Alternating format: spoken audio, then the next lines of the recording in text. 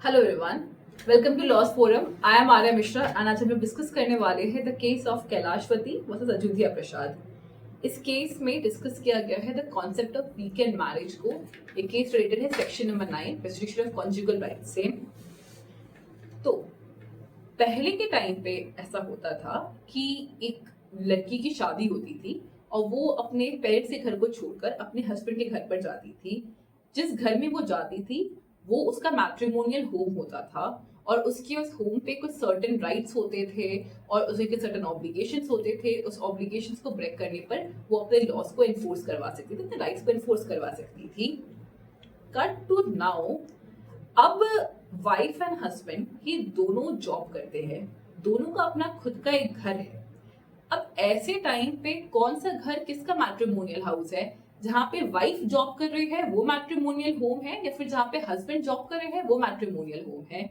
अगर दोनों के दोनों जॉब कर रहे हैं अलग अलग जगह पे और वो इस डिसीजन पे नहीं आ पा रहे हैं कि उन्हें कहाँ पर रहना है, तो उनका एक दूसरे के साथ में कॉन्जुगल राइट टू ब्रेक हुआ। Conjugal right is the right to live together with your partner. ये इसमें इंक्लूड होता है उनके साथ में उनका company, the right to have sex with your partner, the right to have to share a life with your partner. पर अगर वो ये घर पे ही नहीं रह रहे हैं तो ये राइट टू कंप्लीटली कर्टेल हो रहा है। ऐसा ही कुछ फैक्ट है हमारे इस केस में। यहाँ पे वाइफ एंड हस्बैंड की शादी हुई 1964 में। वाइफ बिलोंग करती थी बिलगा विलेज से, हस्बैंड बिलोंग करता था ईसा खान विलेज से। शादी के कुछ महीनों तक 8 to 9 मंथ्स तक वाइफ अपने विलेज छोड़ के अपने हस्बैंड के विलेज में गई। दोनों के दोनों स्कूल टीचर्स थे। कुछ टाइम बाद में हस्बैंड ने ऐसा एलिगेशन लगाया कि वाइफ ने कुछ स्पेशल कोशिश करके अपना ट्रांसफर फिर से अपने पुराने वाले विलेज में करवा लिया और वो उस घर पर काफी सालों तक रही। लेट्स से अराउंड 6 इयर्स तक वो अपने घर पर रही। इन सालों में हस्बैंड अपनी वाइफ से मिल नहीं पाया। हस्बैंड का ये कहना था कि उसने अपने लाइफ का बहुत ही प्राइम टाइम जो है, जो बेस्ट ईयर्स हो सकता था, अपने वाइफ के लिए वेट करते हुए गुजारा। और जबकि उसकी वाइफ का ये कहना था कि उसके हस्बैंड को पहले से मालूम था कि मेरे जॉब है and I am not going to leave my job for my husband. At the same time if my husband wants he can come here, he can stay with me, but I am not going to leave my job and this is the place of my job. ऐसे situation में court के पास में ये सवाल आया कि यहाँ पे किसका पॉइंट ज्यादा वैलिड है। हस्बैंड यहाँ पे चाहता है कि सेक्शन नंबर 9 लगे, उसकी वाइफ जो है वो अपना जॉब छोड़े या फिर अपना ट्रांसफर ले और वो वापस से उसके विलेज में आ जाए। हस्बैंड ने ये कहा कि मैं I come from an affluent family and मेरी वाइफ को जॉब करने की जरूरत नहीं है।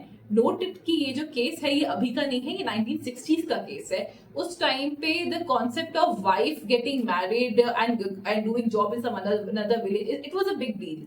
तो ये वाले केस का जो जजमेंट है ये थोड़ा सा इस पॉइंट को भी रिफ्लेक्ट कराता है।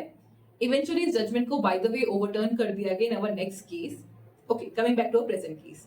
ऑलराइट, हाँ, तो यहाँ पर हस्बैंड का ये कहना था कि the wife should stay with me and wife का ये कहना था कि I am not going to leave my job because मैं शादी से पहले भी ये जॉब करी थी। तो वाली बात पॉइंट बहुत ज्यादा क्लियर थी and my husband can any time come and stay with मी।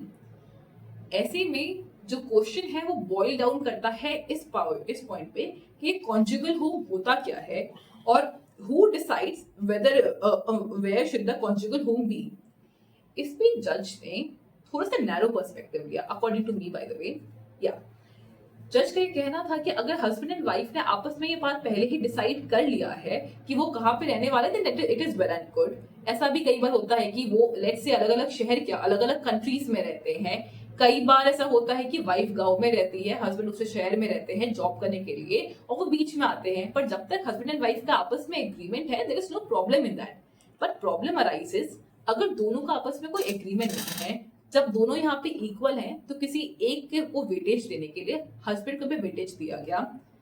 जज का ये कहना था कि यहाँ पर हस्बैंड डिसाइड करेंगे कि कॉन्जुगल होम कहाँ पे होगा। इसके पीछे उन्होंने लॉजिक दिया कि सेक्शन 125 ऑफ द सीआरपीसी जो है वो देता है right to maintenance of wife, मतलब कि वाइफ चाहे तो हस्बैंड से मेंटेनेंस ले सकती है। Section 8 of Hindu adoption and maintenance act भी हस्बैंड के ऊपर में ऑब्लिगेशन डालता है कि वो अपने वाइफ को मेंटेन करे, उसके बच्चों को मेंटेन करे। वाइफ के पास राइट है मैट्रिमोनियल हाउस का। जब वाइफ के पास में रेमेडीज है, जब वाइफ के पास में स्पेशल राइट्स है, तो यहाँ पर वो राइट को प्रोवाइड करने की रिस्पॉन्सिबिलिटी है हस्बैंड की। Because of this factor husband को यहाँ पर स्पेशल पावर दिया गया कि हस्बैंड डिसाइड कर सकता है कहाँ पे मैट्रिमोनियल होम होगा। This was the judgement, although this was overturned in the next case of the case of Swaraj Garg versus KM Garg, जिसे हम नेक्स्ट वीडियो में डिस्कस करेंगे। That's it for this video guys, meet you in the next one.